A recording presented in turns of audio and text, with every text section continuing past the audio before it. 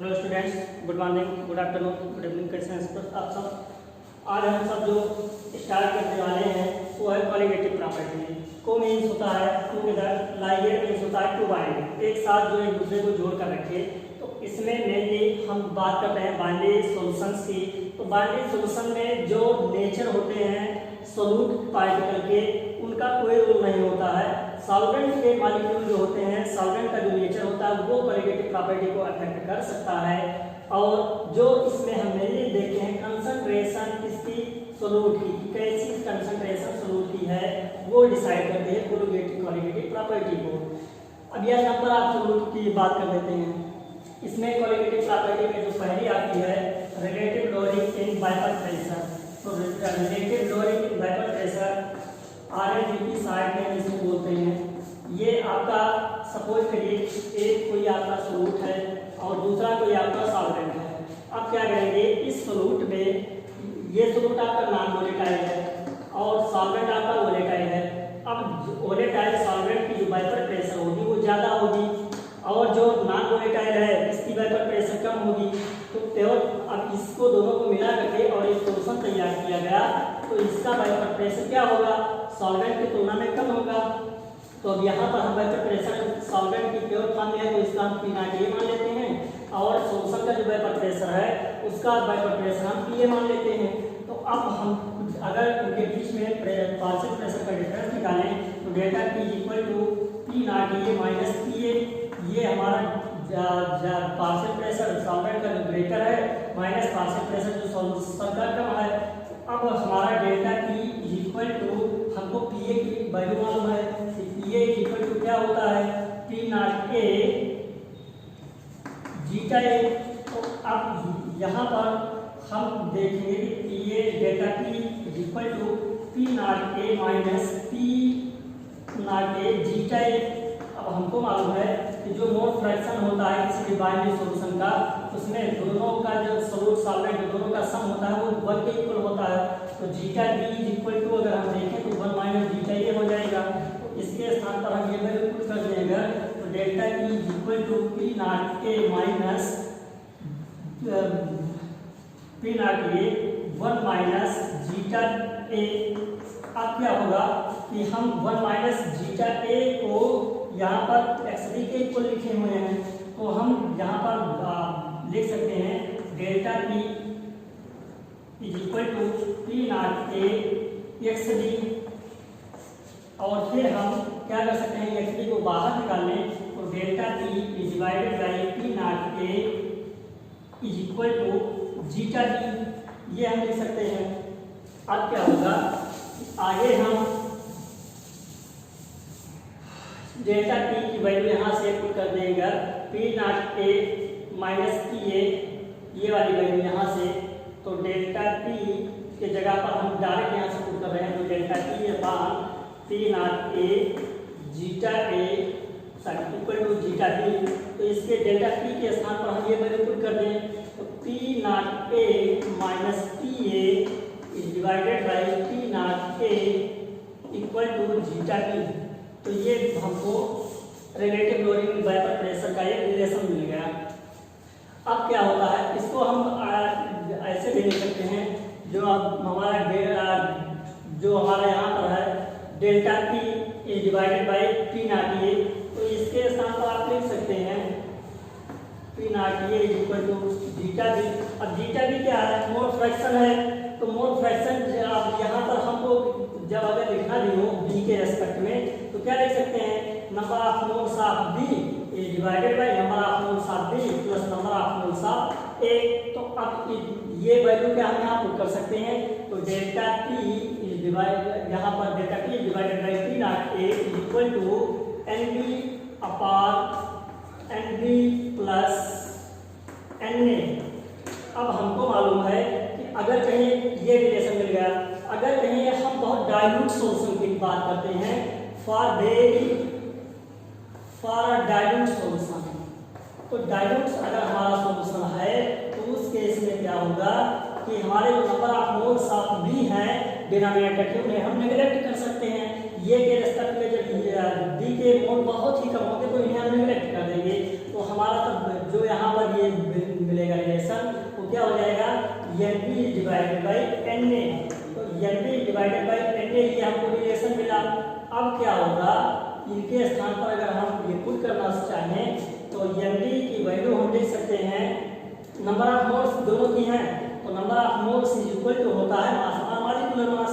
तो number of moles of B means की mass of B is divided by molar mass of B.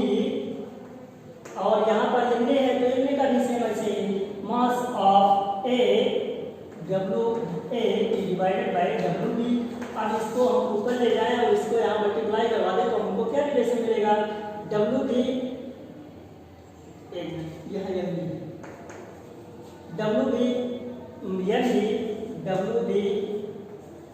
is multiplied by NB is divided by NBWA is multiplied by WA। तो ये relation हमको मिल गया delta T upon T not A के equal मिल गया। अब अगर हम लोग क्या करें, इसको हम बाहर भी निकालना चाहें, आप यहाँ बता देता हूँ, Mb को बाहर निकाल लीजिए आप, तो Mb is equal to WB multiply by Mb divided by WA RLBT। ये क्या है आपकी relative loading in vapour pressure. तो ये आपको फार्मूला जो है न्यूमेरिकल सॉल्व करने में हेल्प करेंगे।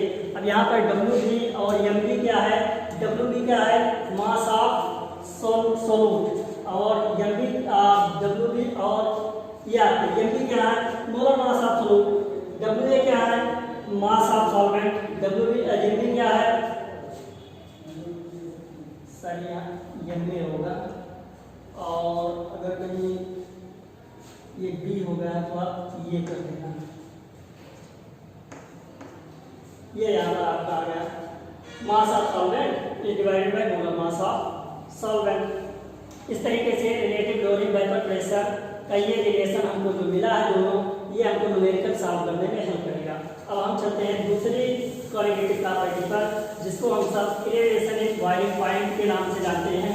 तो बॉइलिंग पॉइंट में जो वृद्धि हो जाए, बॉइलिंग पॉइंट क्या होती है, किसी भी लिक्विड की वो टेम्परेचर कि जिस पर उस लिक्विड का vapour pressure partial pressure atmospheric pressure के इक्वल हो जाता है। जब किसी लिक्विड का वेपर प्रेशर किसी भी टेम्परेचर पर दिए गए एटमॉस्फेरिक टेम्परेचर के इक्वल हो जाता है तो उसे हम बॉइलिंग पॉइंट कहते हैं। अब बॉइलिंग पॉइंट में जो जैसे मान लीजिए वही फिर बातें, ये आपका कोई सोलूट है और ये आपका कोई सॉल्वेंट है। सॉल्वेंट जो है आपका वोलेटाइल है और सोलूट आपका नॉन वोलेटाइल है। अब क्या होगा कि इसकी जो बॉइलिंग पॉइंट होगी वो कम होगी और इसकी बॉइलिंग पॉइंट अधिक होगी। अब जब दोनों को मिक्स करके हम एक सोल्यूशन तैयार कर लेंगे तो इस सोल्यूशन की बॉइलिंग पॉइंट क्या होगी, बढ़ जाएगी। सॉल्वेंट की बॉइलिंग पॉइंट कम थी क्योंकि जल्दी वेपर प्रेशर बन रहा था, और यहाँ पर अब वेपर लेट से बनेंगे इसलिए बॉइलिंग पॉइंट बढ़ जाएगी। तो अब क्या होगा कि इस केस में हमको जो है कि वेपर प्रेशर की में हम इनकी जब ग्राफ देखते हैं एलिवेशन बॉइलिंग पॉइंट, तो ये आपका ऐसे इधर को वेपर प्रेशर इसका बढ़ रहा होता है और इस डायरेक्शन में टेम्परेचर बढ़ रहा है। अब क्या है कि यहाँ पर मान लीजिए एटमॉस्फेरिक इसका ये है, एटमॉस्फेरिक 1 atm के इक्वल होता है, एक एटमॉस्फेरिक प्रेशर के बराबर होता है। अब अगर हम इनकी बात करें ये वाली लाइन की यहाँ 25 डिग्री सेल्सियस सपोज करिए टेम्परेचर है, तो 25 डिग्री सेल्सियस टेम्परेचर पर दोनों लिक्विड का जो यहाँ पर आपको ग्राफ यहाँ से देखने को मिलेगा वो कुछ ऐसे मिलेगा कि ये आपका एक जो सॉल्वेंट है उसके लिए है कि इस एटमॉस्फेरिक प्रेशर पर इस लिक्विड का इस सॉल्वेंट का वेपर प्रेशर इसके इक्वल हो गया तो इसकी बॉइलिंग पॉइंट ये होगी इस टेम्परेचर पर, और ये टेम्परेचर आप यहाँ पर ऐसे डिनोट कर सकते हैं। और ये आपका रहा दूसरा, तो अब इसकी यहाँ पर जो है ये सोल्यूशन की वेपर प्रेशर है, सोल्यूशन की एक बॉइलिंग पॉइंट है, तो ये सोल्यूशन के रेस्पेक्ट में जब आप देखेंगे तो ये टेम्परेचर आपका कुछ यहाँ इस कदर से आएगा। तो जो प्योर फॉर्म में होगा उसकी जो हम टेम्परेचर की बात करेंगे वो आप TB नॉट से रिप्रेजेंट करेंगे, और जो आपका सोल्यूशन का होगा उसे आप टीबी से रिप्रेजेंट करेंगे। अब यहाँ पर डिफरेंस अगर हम दोनों के बीच में देखें तो हमारा जो डिफरेंस निकल कर आएगा वो क्या होगा, डेल्टा टीबी। ये इनके बीच में जो डिफरेंस आएगा वो क्या होगा, डेल्टा टीबी। ये आप देख रहे हैं ये वाली लाइन, इस लाइन से जो सॉल्वेंट की है ये बॉइलिंग पॉइंट कम है। अब जैसे हमने उस सॉल्यूट को ऐड किया जो नॉन वोलेटाइल था तो इसकी बॉइलिंग पॉइंट क्या हो गई, और बढ़ गई कि हमको और हीट देना पड़ेगा। तो अब ये ग्राफ हमको इस तरीके से मिलते हैं अगर इनके देखते हैं तो। और अगर हम रिलेशन देखें तो delta TB is equal to elevation in boiling point is equal to ज्यादा माइनस का तो ज्यादा किसकी है, यहाँ पर सोल्यूशन की है, फिर सॉल्वेंट की तो कमी है, तो अब आपका हो जाएगा टीबी माइनस टीबी नॉट। ये हमको रिलेशन मिल गया। हम जानते हैं कि जो डेल्टा टीबी है इनकी एलिवेशन इन बॉइलिंग पॉइंट वो डायरेक्टली प्रोपोर्शनल होती है मोलारिटी के। अब जब मोलारिटी, क्योंकि यहाँ पर सॉल्यूट की ही तो बात हो रही है, तो अब जब मोलारिटी के रेस्पेक्ट में इनको हम देखते हैं तो अगर प्रोपोर्शनलिटी का साइन हटाएंगे तो हमको एक कांस्टेंट लगा देना होगा जिसको हम लगा के भी यहाँ यूज कर देंगे। तो K B M delta B is equal to K B M, ये हमको मिल गया। अब देखते हैं कि यहाँ पर मोलारिटी अगर 1 हो जाए, 1 के इक्वल हो जाए, अगर मोलारिटी 1 के इक्वल हो जाए तो डेल्टा टीबी क्या होगा, इक्वल टू केबी हो जाएगा। अगर मोलारिटी 1 हो जा रही है तो डेल्टा टीबी इक्वल टू केबी हो जाएगा। अब हम देखते हैं कि इनकी जो मोलारिटी होती है वो क्या होती है, तो मोलारिटी इक्वल टू होती है आपकी जो number of moles of solute present होते हैं 1 किलोग्राम सॉल्वेंट में, वही उसकी मोलारिटी होती है। तो मोलारिटी इक्वल टू हम लिख सकते हैं mass of solvent divided by molar mass of mass of solute divided by molar mass of solute divided by यहाँ पर जो मास दिया गया है इसका सॉल्वेंट का किलोग्राम में। अब हम इसको अगर किसमें बदल दें, ग्राम में बदलना चाहें तो हमारा क्या हो जाएगा, WB is multiplied by 1000 is divided by MB is divided by WA। तो ये किसके इक्वल आया, हमारे यन के इक्वल आया। तो यन के स्थान पर क्या हम अगर ये वैल्यू पुट कर दें यहाँ इस रिलेशन से तो हमको मिल जाएगा delta TB is equal to KB multiplied by WB multiplied by 1000 upon MB WA। अब क्या होगा कि अगर हम क्या करें, ये आप केबी मल्टीप्लाई में चाहे यहाँ लिखें और चाहे मल्टीप्लाई करके यहाँ आप लिखें। बात एक ही है, केबी क्या है, यहाँ मोलर इलेवेशन कांस्टेंट है और ये रिलेशन आपको हेल्प करेगा न्यूमेरिकल सॉल्व करने में। और इनकी अगर हम यूनिट की बात करें कि क्या यूनिट होती है मोलर इलेवेशन कांस्टेंट की, केबी की यूनिट क्या होगी, तो इनकी यूनिट बहुत आसान है। आप ले सकते हैं यहाँ से अगर देखें हम तो delta TB is equal to KB multiply by M. तो अब इनकी मोलारिटी है ना, तो मोलारिटी की यूनिट होती है मोल पर 1 किलोग्राम पर मोल, किलोग्राम पर मोल या किलोग्राम मोल यूनिवर्स। और यहाँ पर और जो हम देखेंगे इनकी टेम्परेचर की, वो के टेम्परेचर जो होगा वो हम केल्विन में ले लेंगे। जैसे केबी इक्वल टू क्या होगा, delta TB is divided by M. तो अब इनकी जो यूनिट होगी वो क्या होगी, डेल्टा टीबी। हाँ ठीक है,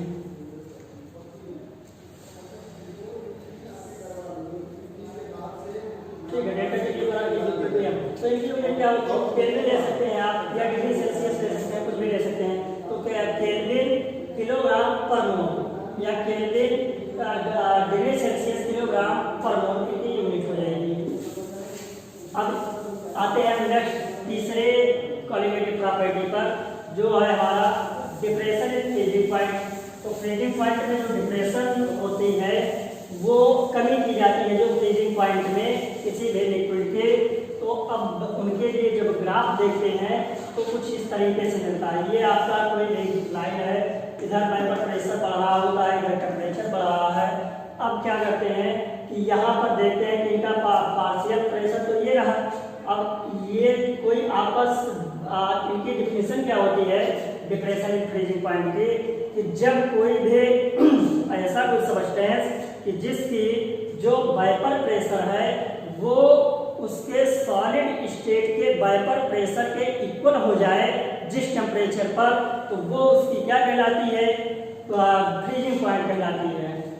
तो हम देखते हैं यहाँ पर अब अगर ग्राफ लिखा तो एक सॉलिड लाइन, ये आपको सपोज करिए यहाँ पर सॉलिड स्टेट मतलब कि सॉलिड स्टेट है किसी भी सब्सटेंस की, तो उसकी फ्रीजिंग पॉइंट यहाँ पर है, यहाँ वो फ्रीज कर रहा होता है। तो अब इसके लिए अगर हम कोई प्योर सॉल्वेंट और सोलूट की बात करें तो प्योर फॉर्म में जब भी देखेंगे तो ये हमारा सपोज करिए यहाँ पर ऐसे सॉल्वेंट, ये हमारा प्योर सॉल्वेंट है।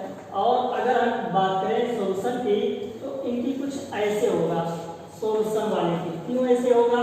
क्योंकि हमने क्या किया है नॉन वोलेटाइल सोल्यूट ऐड किया है इस सॉल्वेंट में, तो इनकी अब जो फ्रीजिंग पॉइंट होगी वो घट जाएगी। तो फ्रीजिंग पॉइंट घट करके इसकी यहाँ पहुँच गई। अब हम यहाँ देखते हैं प्योर सॉल्वेंट की, तो इसकी फ्रीजिंग पॉइंट क्या होगी TF नॉट होगी। इसकी जो फ्रीजिंग पॉइंट होगी वो क्या होगी TF होगी। अब हम क्या करें दोनों के बीच का डिफरेंस अगर देखें तो डेल्टा TF मिल जाएगा हमको, और डेल्टा TF इक्वल टू हम लिख सकते हैं क्या higher minus lower TF not minus TF।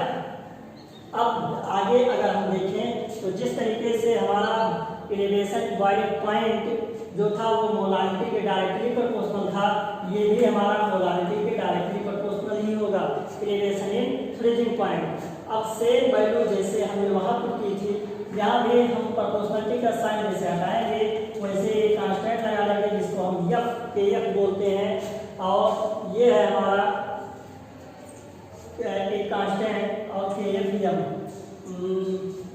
जिसको हम बोलते हैं KF को मोलर डिप्रेशन कांस्टेंट, KF को हम मोलर डिप्रेशन कांस्टेंट बोलते हैं। तो ये रिलेशन हमको मिल गया। अब क्या करें हम कि यह की वैल्यू अगर मोलारिटी को 1 मालूम है कि मोलारिटी हमारे ऐसी डाइल्यूट सोल्यूशन हम करते जाए, सोल्यूशन को डाइल्यूट करते जाए तो मोलारिटी 1 के इक्वल हो जाए, तो उस कंडीशन में जो हमारा डेल्टा TF होगा वो इसके इक्वल होगा, KF इक्वल हो जाएगा। तो अब यहाँ पर अगर हम मोलारिटी की वैल्यू पुट करके और उस रिलेशन से देखें तो delta molarity is equal to वही से formula mass of solute is divided by molecular mass of solute is divided by जो हमारा मास था सॉल्वेंट का, और फिर हमने क्या किया उसको ग्राम में कन्वर्ट कर दिया। तो अब यम के जगह पर ये वैल्यू पुट कर सकते हैं। तो जैसे ये रखकर पुट करेंगे यहाँ पर delta TF is equal to यहाँ से KF इज मल्टीप्लाइड बाई यम की वैल्यू। अब इसको हम क्या करें यहाँ से निकाल लें, तो ये इसका रिलेशन ये इसका रिलेशन मल्टीप्लाई जब होगा तो WB multiplied by 1000 upon MB multiplied by WA। अब क्या होगा यही रिलेशन यहाँ पुट कर देंगे, तो WB is multiplied by 1000 is divided by MB is multiplied by WA। तो ये एक रिलेशन हमको मिल गया जो न्यूमेरिकल सॉल्व करने में हेल्प करेगा, और ये हमारा रिलेशन मिल गया डिप्रेशन इन फ्रीजिंग पॉइंट। अब आते हैं जो फोर्थ क्वालिटेटिव प्रॉपर्टी है ऑस्मोटिक प्रेशर। तो ऑस्मोटिक प्रेशर पढ़ने से पहले हमको ऑस्मोसिस जान लेना है कि ऑस्मोसिस क्या होता है। तो ऑस्मोसिस कोई ऐसी प्रक्रिया होती है कि जिसमें क्या होता है जो एक सॉल्वेंट आपके होते हैं तो सॉल्वेंट मॉलिक्यूल नेचुरली ऑटोमेटिकली स्वतः ही क्या कर जाते हैं, जिस तरफ सॉल्यूशन का कंसंट्रेशन ज़्यादा होता है उसी तरफ इनके मॉलिक्यूल ऐसे मूव करते रहते हैं। सॉल्वेंट के मॉलिक्यूल का स्वतः ही सॉल्यूशन के मॉलिक्यूल की तरफ मूव कर जाना ही ऑस्मोसिस कहलाता है।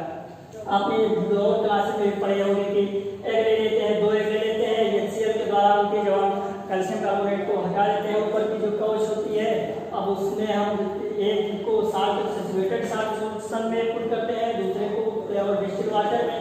क्या होता है, प्योर डिस्टिल वाटर वाले का साइज बढ़ जाता है और इसका साइज सिंक हो जाता है थोड़ी देर के बाद। क्यों? क्योंकि यहाँ पर ऑस्मोसिस की प्रक्रिया जो हुई है वो सॉल्वेंट यहाँ पर इसके इसमें बाहर की तरफ जो यहाँ मौजूद थे, ये यहाँ पर जो कंसंट्रेशन अंदर जो फ्लूइड भरा हुआ था टैंक के, उसके अंदर ये चले गए सारे के सारे। तो इस तरीके से इन्होंने फ्लूइड का कंसंट्रेशन बढ़ा दिया। अब वहाँ पर जहाँ कंसंट्रेशन ज़्यादा था फ्लूइड का, उस तरह के अपने आप ही मूव कर गए। तो ये प्रक्रिया आपकी कहलाती है ऑस्मोसिस। अब हम इसको दूसरे तरीके से समझ लेते हैं। ये आपका सपोज करिए कोई भी ऐसे बीकर है या कोई भी कंटेनर है, अब इसमें क्या करते हैं, एक सेमी परमेबल मेम्ब्रेन लगा देते हैं, क्योंकि without semi permeable membrane osmosis is not possible. तो जब भी आपने सेमी परमेबल मेम्ब्रेन यहाँ पुट किया, लगाया, तो अब सपोज करिए कि यहाँ पर जो आपने ऐसे लिया हुआ है सॉल्यूशन वो सी वाटर का है। तो सी वाटर का जब भी आपने यहाँ पर सॉल्यूशन ऐसे लिया है, अब इस केस में क्या होगा कि कंसंट्रेशन जो साल्ट का होगा वो ज़्यादा होगा। अब यहाँ पर आपने सपोज करो कि प्योर वाटर से ले लिया है, ये आपका प्योर वाटर है, तो प्योर वाटर क्या करेगा, इस सॉल्यूशन की तरफ माइग्रेट करेगा, मूव करेगा ऑटोमेटिकली इस सेमी परमेबल मेम्ब्रेन से। सेमी परमेबल मेम्ब्रेन जो आपके बहुत सारे होते हैं, एनिमल स्किन हो सकती है, सेल्स के जो प्लाज्मा मेम्ब्रेन है, या फिर आपके जो अभी एग के ऊपर की जो कवच हटाने के बाद बिजली मिलती है, तो ये सारे आपके सेमी परमेबल मेम्ब्रेन के जैसे कार्य करती हैं। इनमें सॉल्वेंट के मॉलिक्यूल पार्टिकल की साइज बहुत छोटी होने की वजह से ये क्या कर जाते हैं, इस मेम्ब्रेन को पार कर जाते हैं। और इस तरफ क्या होता है, इनका कंसंट्रेशन जो होते तो हैं सॉल्वेंट के मॉलिक्यूल, लेकिन इनकी कंसंट्रेशन कम होती है इनकी कंपेरिजन में। तो इस वजह से ये क्या करते हैं, इस साइड में माइग्रेट करते हैं, मूवमेंट इनका होता है। अब हम क्या करें, एक जो ये ऑस्मोसिस की प्रक्रिया हो रही है नेचुरली, अब क्या करें हम कि कोई ऐसा प्रेशर लगा दें कि जिससे ऑस्मोसिस की प्रक्रिया रुक जाए।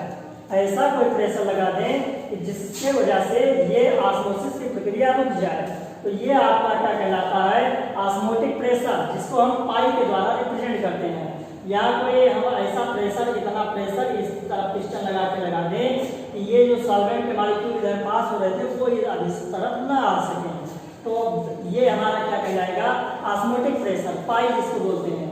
अब एक दूसरी आपकी और टर्म आती है जो आपकी एक ऐसा प्रेशर कि हम प्रेशर को मान लो इतना लिमिट में लगाए हैं कि सॉल्वेंट के मॉलिक्यूल सिर्फ ना आ सके इस सोल्यूशन में, लेकिन हम क्या करें, अगर इस साइड का प्रेशर इतना ज़्यादा बढ़ा दें कि यहाँ पर जो आपके सॉल्वेंट के मॉलिक्यूल प्रेजेंट है इस सोल्यूशन में, ये क्या कर जाए, उल्टे सॉल्वेंट मॉलिक्यूल की तरफ ही मूव करना शुरू कर दें। इतना प्रेशर हम यहाँ बढ़ा दें कि यहाँ के सॉल्वेंट के मॉलिक्यूल इस तरफ के जो सॉल्वेंट वाले मॉलिक्यूल की तरफ ही मूव करना स्टार्ट कर दें। तो इसको क्या बोलते हैं, रिवर्स ऑस्मोसिस, और शायद वही से इसको आरओ बोलते हैं, जो कि घरों में लगाते हैं लोग, वो यही कार्य करता है।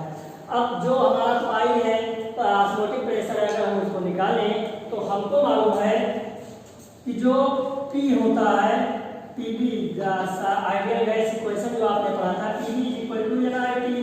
अब हमको मालूम है कि अगर हम क्या करें, यहाँ पर V, तो वहाँ पर माइनस था, लेकिन हमारा तो यहाँ प्रेशर है पाई, तो हम क्या करें, इसको पाई से रिप्लेस कर दें, P pi is equal to NiT यहाँ लिख सकते हैं। लेकिन अगर हम दूसरी बात देखें, एक मिनट, इसको बाद में देखते हैं, हम अगर लिखना भी चाहें तो P इक्वल टू N/V/IT लिख सकते हैं। अब N/V क्या होता है, number of moles divided by volume of solution in litre. तो ये क्या होता है, N/V, ये कंसंट्रेशन के इक्वल होता है, जिसको हम सब मोलारिटी के टर्म में पढ़ते थे। तो अब हम यहाँ पर C यूज कर सकते हैं या मोलारिटी का टर्म यूज कर सकते हैं। तो P इक्वल टू हमारी जो मोलारिटी होगी वो क्या होती है कि N/V, N क्या है, WB upon MV divided by V, और यहाँ पर आपका कुछ नहीं तो 1 मान लीजिए, इसको ऊपर लेकर चले जाइए, क्या मिलेगा relation, WB divided by MV divided by B, ये रिलेशन हमको मोलारिटी का मिल जाएगा। तो इसके स्थान पर हम ये पुट करते हैं अगर, तो WB इज मल्टीप्लाइड बाई ये हमारा जो आर टी है, आर टी या आर मल्टीप्लाइड बाई टी, आर क्या है गैस कांस्टेंट, टी क्या है टेम्परेचर, तो हमको मिल जाएगा M P multiplied by T.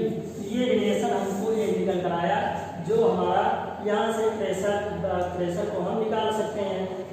यहाँ पर जो प्रेशर था इस प्रेशर को हम पी से लिखते थे पार्शियल प्रेशर, लेकिन हम यहाँ क्या कर सकते हैं पाई से इसको रिप्लेस कर सकते हैं, तो पाई इक्वल टू हम ये लिख सकते हैं, यहाँ पर भी पाई इक्वल टू ये हम कुछ कर सकते हैं। तो ये थे हमारे रिलेशन क्वालिटेटिव प्रॉपर्टीज के सारे। अब फिर मिलते हैं सब नेक्स्ट क्लास में। Thank you.